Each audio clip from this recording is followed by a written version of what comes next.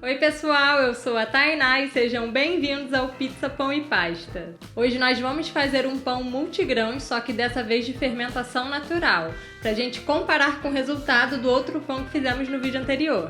Não deixe de se inscrever para ter acesso a mais conteúdos como esse e vamos nessa porque a gente tem muita coisa para conversar durante o vídeo. Vamos lá conferir! Nós vamos começar hidratando o nosso mix de sementes. Vamos usar o mesmo da última receita de pão que fizemos no canal, mas você pode escolher o que você mais gostar. Você pode deixar hidratando na geladeira no dia anterior ou por pelo menos 2 horas antes de acrescentar a massa. Aqui eu tenho 300 gramas de farinha de trigo, adiciono 6 gramas de sal e misturo. Essa é a mistura seca.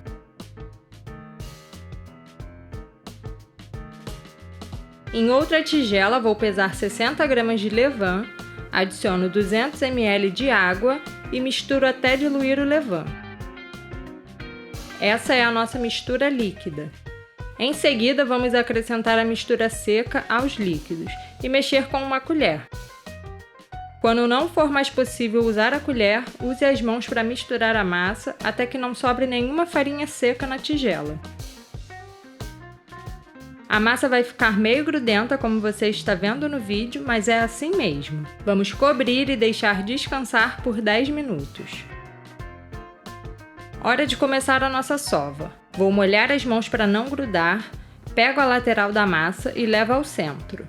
Depois pego a parte lateral ao lado e levo ao centro novamente. Repito esse movimento cerca de 8 vezes, sempre girando a tigela. Eu gosto bastante dessa sova porque ela é simples, fácil e ótima para massas mais hidratadas. E eu recomendo para pessoas que estão começando a fazer pães e têm mais dificuldade com esse tipo de massa.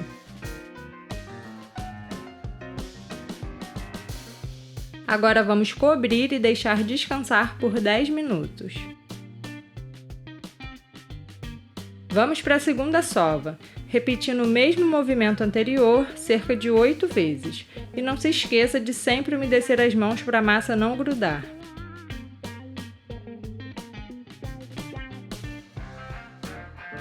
Cubra e deixe descansar por mais 10 minutos.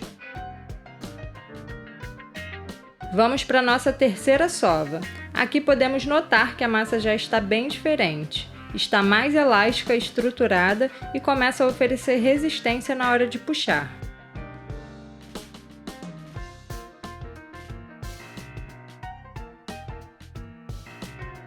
Chegamos na quarta sova e antes eu vou te mostrar o desenvolvimento do glúten com essa sova bem simples.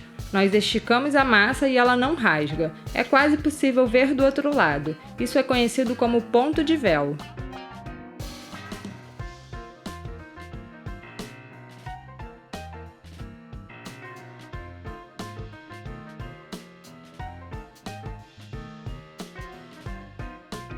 Ao final da sova, eu giro a massa e coloco a parte da emenda para baixo, porque depois vamos fazer outro tipo de dobra. Vamos cobrir e deixar descansar por meia hora.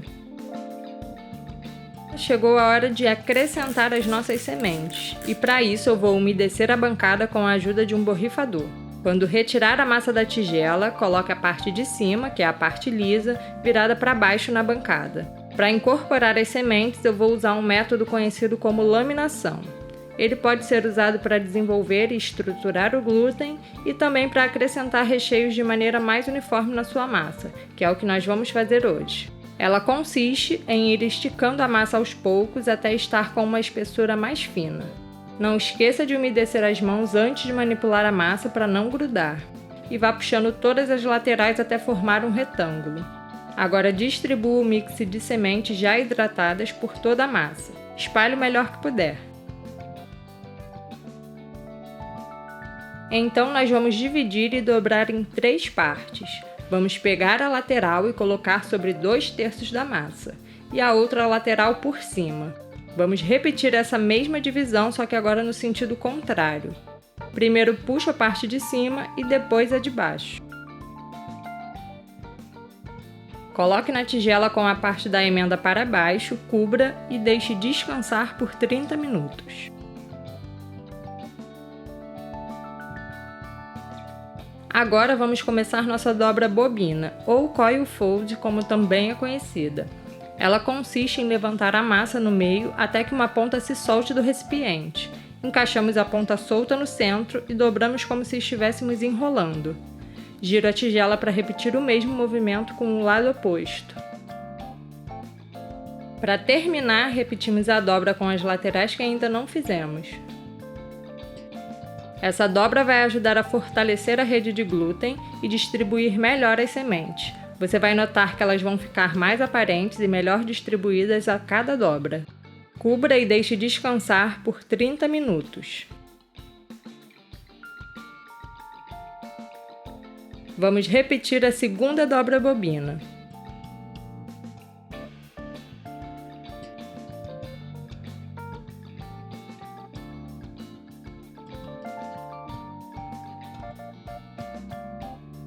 E agora já podemos notar que as sementes estão mais aparentes e bem distribuídas por toda a massa.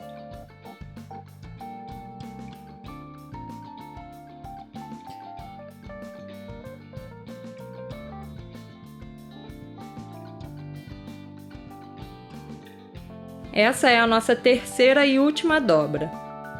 Podemos ver que a massa está bem estruturada porque ela já não se espalha tanto pela tigela e mantém sua forma. Então vou encerrar as dobras por aqui.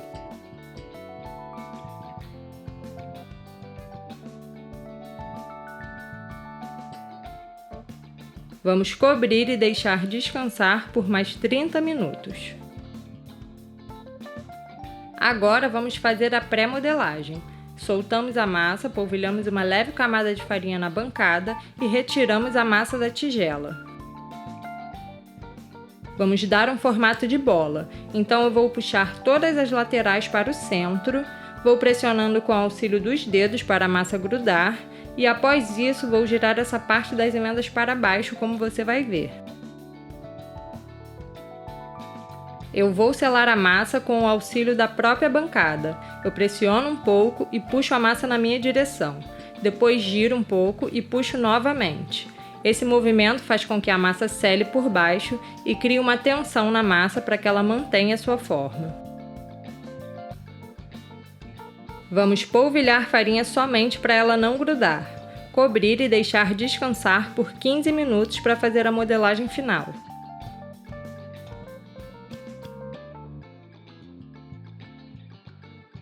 Com a ajuda de uma espátula, colocamos a parte da emenda para cima. Vamos puxando e achatando a massa delicadamente até estar meio quadrada. Puxamos uma lateral e dobramos até um pouco mais da metade. E depois dobramos outra lateral por cima. Agora enrolamos como um rocambole, tentando deixar o mais apertado possível. Depois vamos vedar as emendas da parte de baixo e das laterais da massa com o auxílio dos dedos. Eu fiz essa modelagem para usar em um baneton oval que serve para massas de até 650 gramas. A farinha ideal para usar no baneton é a farinha de arroz ou semolina, mas se você não tiver, pode usar a de trigo mesmo. Com a ajuda de um borrifador, eu vou umedecer a massa com um pouco de água e colocar sobre as sementes cruas. Isso vai fazer com que elas grudem na massa.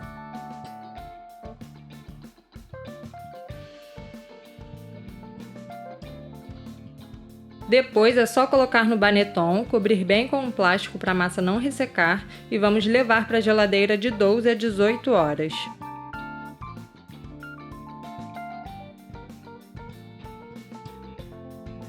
Podemos notar que ela cresceu na geladeira, mas ainda falta fermentar mais.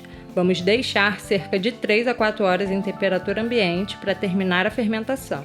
Mas esse tempo pode variar dependendo da temperatura da sua geladeira e da sua cidade, então fique de olho. Depois de 4 horas, meu pão chegou no ponto de assar. Uma das maneiras que vejo é conhecida como poke test, que eu vou te mostrar agora. Eu polvilho farinha e depois vou pressionar meu dedo. Depois que pressionar, a massa deve voltar e deixar uma leve marca do meu dedo. Se você pressionar e a massa voltar rápido, ainda não fermentou o suficiente. E se pressionar e afundar completamente, é porque passou do ponto de assar. Agora vou transferir o pão para o papel Dover, que é um papel antiaderente. Ele é diferente do papel manteiga comum, que pode grudar no pão. Vou fazer um corte de ponta a ponta com a ajuda de uma lâmina. Esse corte vai ajudar no crescimento do pão e a direcionar o escape dos gases.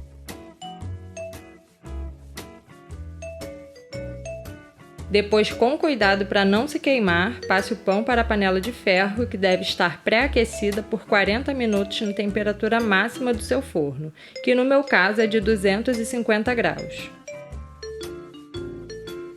Vou levar a panela ao forno com a tampa fechada por 20 minutos. Esse tempo fechado é importante porque a umidade do pão vai gerar vapor lá dentro e isso vai proporcionar uma casca mais grossa no pão.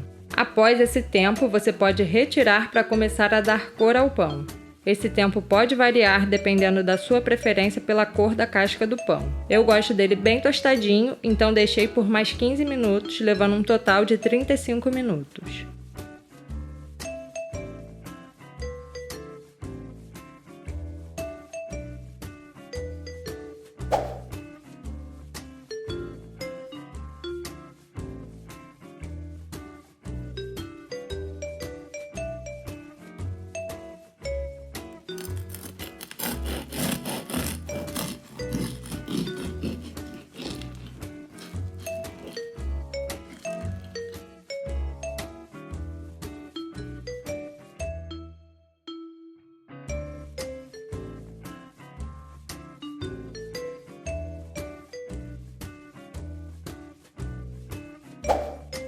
E aí, gostaram do resultado? Vamos dar uma olhada para a gente comparar com o pão do outro vídeo.